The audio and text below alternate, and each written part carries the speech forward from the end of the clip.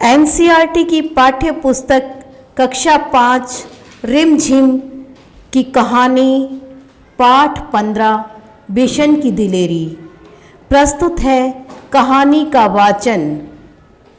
सुबह का समय था। पहाड़ों के पीछे से सूरज झांक रहा था। 10 वर्ष का बिशन घर से बाहर निकल आया। वह रोज इसी समय इसी रास्ते से कर्नल दत्ता के फार्म हाउस पर जाता है। कर्नल दत्ता की पत्नी पढ़ाई में उसकी मदद करती है। फार्म से लगे सेबों के बाग में कीटनाशक दवा का छिड़काव हो रहा था और बहुत तड़के काम शुरू हो जाता था। बिशन पगडंडी से अभी सड़क तक आ ही रहा था कि उसे गोली चलने की आवाज़ सुनाई दी। उसने इधर उधर देखा, कोई भी दिखाई नहीं दिया। वह कुछ ही दूर चला था कि उसे फिर गोली चलने की आवाज़ सुनाई दी। इस बार एक नहीं 2-3 गोलियां एक साथ ही चली थी। गोलियों की आवाज़ से पूरी घाटी गूंज गई। पंछी घबरा गए। आसमान में गोल गोल चक्कर काटने लगे। बिशन सहम कर पेड़ों की आड़ में छिपकर खड़ा हो गया। बिशन जहाँ खड़ा था वहीं चुपचाप खड़ा रहा। उसे वहाँ से सीढ़ी नुमा खेत और फलों के बाग साफ दिखाई दे रहे थे। खेतों में काम करते हुए बिशन किसान भी दिखाई दे रहे थे। खेतों में काम करते हुए किसान भी दिखाई दे रहे थे। फसल तैयार खड़ी थी। सुबह की हल्की धूप में खेत सुनहरे दिखाई दे रहे थे। बिशन अभी सोच ही रहा था कि गोली किसने और क्यों चलाई होगी कि तभी एक और गोली की आवाज़ आई। एकाएक बिशन को गोली चलने का कारण समझ में आ गया। जब फसल पक जाती है तब गेहूं के खेतों में दाना चुगने ढेरों तीतर आ जाते हैं। शिकारी इस बात को जानते हैं, इसलिए वे सुबह सुबह ही तीतर मारने चले आते हैं। पिछले साल भी शिकारियों ने इसी तरह बहुत से तीतर मारे थे। कुछ तीतर तो वे उठा ले गए, बाकी को वहीं छोड़ गए।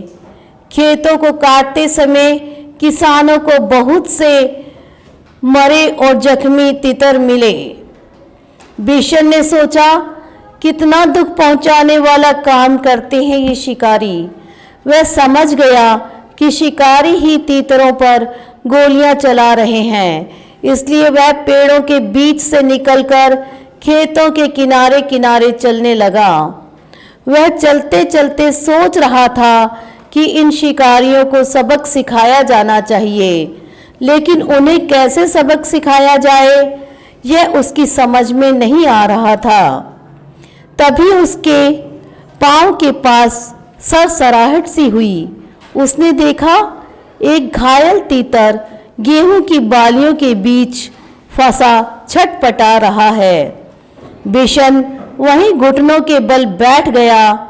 उसने घायल तीतर को पकड़ने के लिए हाथ बढ़ाया, लेकिन घबराया हुआ तीतर छिटक कर खेत के और अंदर चला गया। बिशन जानता था कि शिकारी इस तीतर को ढूंढ नहीं पाएंगे और घायल तीतर वहीं तड़प तड़प कर मर जाएगा। उसने स्वेटर उतारा और मौका देखकर तीतर पर डाल दिया। तीतर स्वेटर में फंस गया तो बिशन ने उसे पकड़ लिया। बिशन ने उसे अपने सीने से चिपका लिया और खेत में से निकलकर पहाड़ी की ओर भागने लगा। वह इतना तेज चल रहा था मानो उसके पंख लग गए हों। कर्नल दत्ता के घर के रास्ते में एक तरफ गेहूं के खेत थे और दूसरी तरफ कंटीले तारों की बाड़। बिशन वैसे तो कंटीले तारों की बाड़ में से होकर निकल सकता था, परंतु इस समय वह दोनों हाथों में तीतर को पकड़े हुए था। तीतर को संभालना बहुत जरूरी था, इसलिए वह खेतों के साथ साथ छिप छिप कर चलने लगा ताकि शिकारी उसे देख न ले। वह कुछ ही दूर गया कि पीछे से भारी सी आवाज आई, लड़के रुक जा, नहीं तो मैं गोली मार दूंगा, नहीं तो मैं गोली मार दूंगा। लेकिन बिशन नहीं रुका, वह चुपचाप चलता रहा। रुकता है या नहीं, उस आदमी ने दोबारा चिल्लाकर कहा। तब तक बिशन कंटीले तारों के पास आ गया था। उसका दिल तेजी से धड़कने लगा। आगे बढ़ना मुश्किल लग रहा था, लेकिन फिर भी वह रुका नहीं और न ही उसने कोई जवाब दिया। तभी बिशन को भारी भरकम जूतों की आवाज सुनाई दी, जो तेजी से उसके पास आती जा रही थी। पीछे से आ रहा शिकारी गुस्से में जोर जोर से चिल्ला रहा था, मैं तुझे देख लूंगा, तू मेरा शिकार चुरा कर नहीं ले जा सकता। बिशन के लिए आगे निकल भागने का रास्ता नहीं था। अगर वह सड़क से जाता तो शिकारी को साफ दिखाई दे जाता, इसलिए उसने खेतों के छोटे रास्ते से जाना तय किया। खेतों से आगे के रास्ते में कांटेदार झाड़ियां थी। बिशन उसी रास्ते पर घुटनों के बल चलने लगा। बहुत संभल कर चलने पर भी उसके हाथ पांव पर कांटों की बहुत सी खरोंचें उभर आई।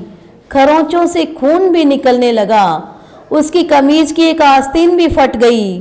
वह जानता था कि कमीज फटने पर उसे मां से डांट खानी पड़ेगी, पर बिशन को इस बात का संतोष था कि वह अब तक तीतर की जान बचाने में कामयाब रहा। झाड़ी से बाहर आकर वह सोचने लगा कि कैसे पहाड़ी के कोने से फिसलकर नीचे पहुंचा जाए, लेकिन उस कोने में घास बहुत ज़्यादा थी और ओस के कारण फिसलन भी।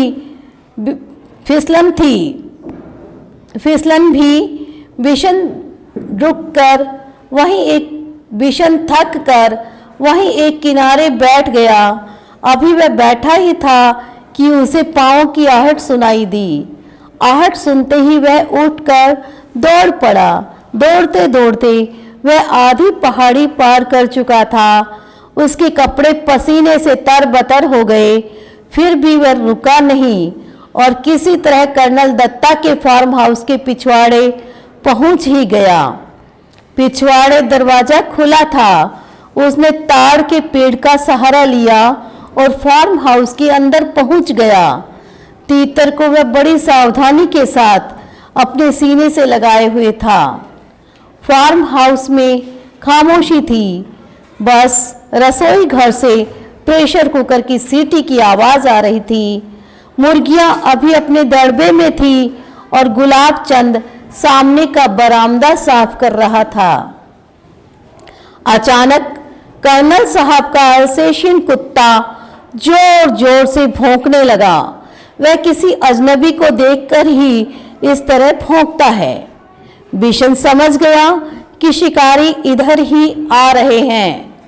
उसने इधर उधर देखा ताकि वह तीतर को कहीं अच्छी तरह से छिपा सके। एक और शेड के नीचे बहुत सारा कबाड़ पड़ा था। उसी में एक टूटी टोकरी बिशन को दिखाई दे गई। ये ठीक है, सोचते हुए उसने तीतर को टोकरी में रखकर स्वेटर से ढक दिया। घायल तीतर घबराया हुआ था, इसलिए वह चुपचाप पड़ा रहा। तीतर को छुपाने के बाद बिशन ने सोचा कि अब बाहर चलकर देखना चाहिए, पर वह शिकारियों के सामने भी नहीं पड़ना चाहता था, इसलिए उसने छत पर चढ़कर बैठना ठीक समझा। बिना सीढ़ी के छत पर चढ़ना उसके लिए बहुत आसान काम था। वह अक्सर इस शेड की ढलवा छत के सहारे ऊपर चढ़ जाता था। बिशन लकड़ी के खंभे पर बंदर की तरह छलांग लगाकर लटक गया और ऊपर की ओर खिसकते खिसकते छत पर जा पहुंचा। खपरेल की ढलावदार छत थी, इसलिए वह चिमनी के पीछे छिपकर बैठ गया ताकि वह किसी और को दिखाई न दे, लेकिन वह स्वयं सब कुछ देख सके। उसने देखा कि दो शिकारी इधर ही चले आ रहे हैं और उनको देखकर कर्नल साहब का अल्सेशियन कुत्ता जोर जोर से भौंक रहा है। कर्नल ने कुत्ते को डांटा, चुप रहो, पर वह न माना। पिछले दोनों पांव पर खड़े हो वह उछल उछल कर भौंकने लगा। वे दोनों शिकारी करीब आ गए तो कर्नल ने रौबदार आवाज में पूछा, कौन हो तुम? यहाँ किस लिए आए हो? साहब, हम शिकारी हैं, हर साल यहाँ शिकार के लिए आते हैं। अच्छा, तो तुम ही लोगों की गोलियों की आवाज गूंज रही थी सुबह से। जी हाँ, हमारे पास लाइसेंस वाली बंदूकें हैं। सरपंच माधव सिंह भी हमें जानता है। तो तुम हो हर साल तीतरों का शिकार करते हो? कर्नल ने मजाक सा उड़ाते हुए कहा। जी हाँ, तीतर भी मार लेते हैं कभी कभी।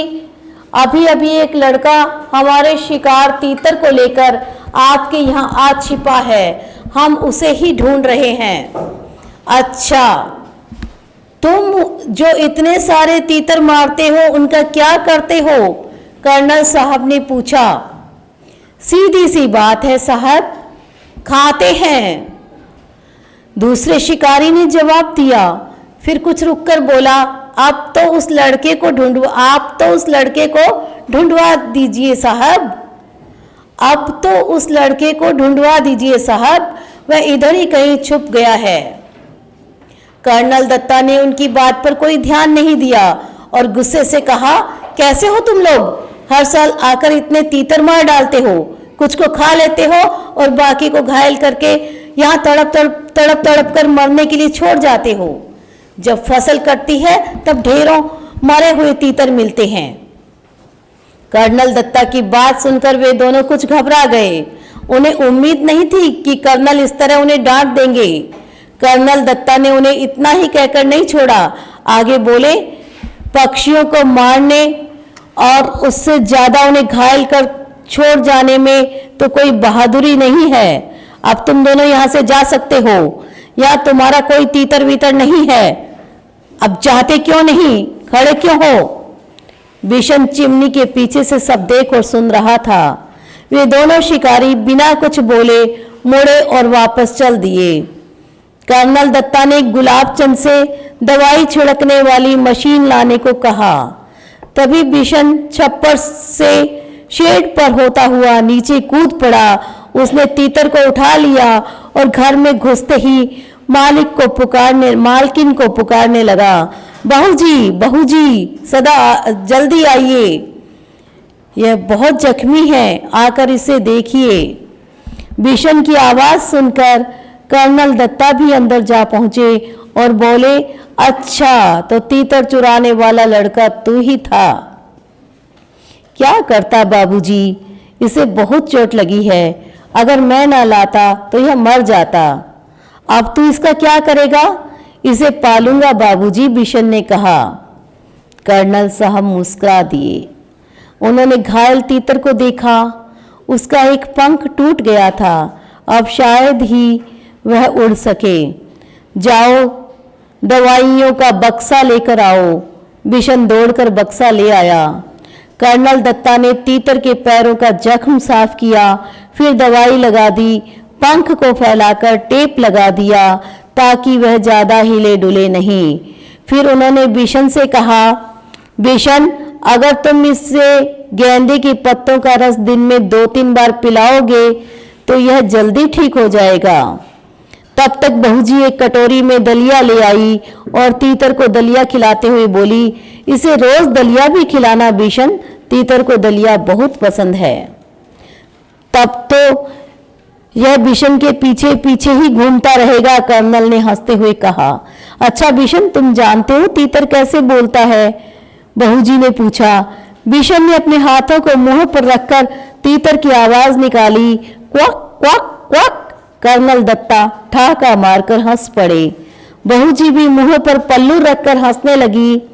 बिशन भी हंसता हुआ हिरन की तरह छलांगे लगाता तीतर के साथ वहां से अपने घर की ओर भाग चला।